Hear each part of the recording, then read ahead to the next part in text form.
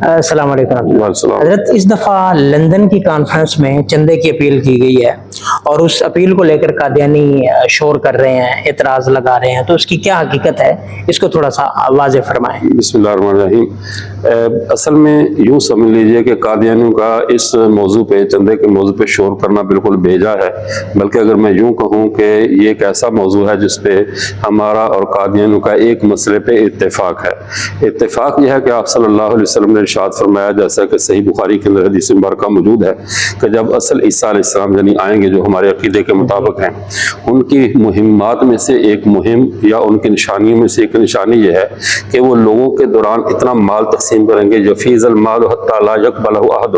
اتنا مال لوگوں میں تقسیم کریں گے وہ قبول کرنے والا نہیں رہے گا۔ اسی حدیث کو مرزا غلام محمد قادیانی نے مباحثہ حق دہلی کے اندر جو روحانی خزائن کی چوتھی جلد میں مندرج ہے،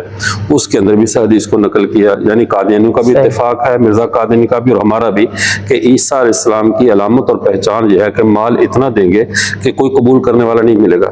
اب مسلمان بھی چندہ کر رہے ہیں، قادیانی بھی چندہ کر رہے ہیں، یعنی ابھی وہ وقت نہیں آیا۔ اس سے ثابت ہوا کہ مرزا غلام قادیانی جھوٹا ہے، اس پہ ہم دونوں کا اتفاق ہو گیا۔ اگر یہ سچا عیسیٰ ہوتا مرزا قادیانی تو ہم چندہ کریں نہ کریں، کم از کم قادیانی تو چندہ نہ کرتے۔ ان کا چندہ کرنا، 56 قسم کے چندے کرنا، یہ بھی دلیل ہے کہ قادیانی جھوٹا تھا، کیونکہ اس نے خود یہ حدیث مباحثہ حق دہلی میں روحانی خزائن کی چوتھی جلد صفحہ 158 پہ نقل کی ہے، اور وہی حدیث بخاری شریف میں ہے۔ ہم بھی اس حدیث کو مانتے ہیں، وہ بھی مانتے ہیں کہ اصل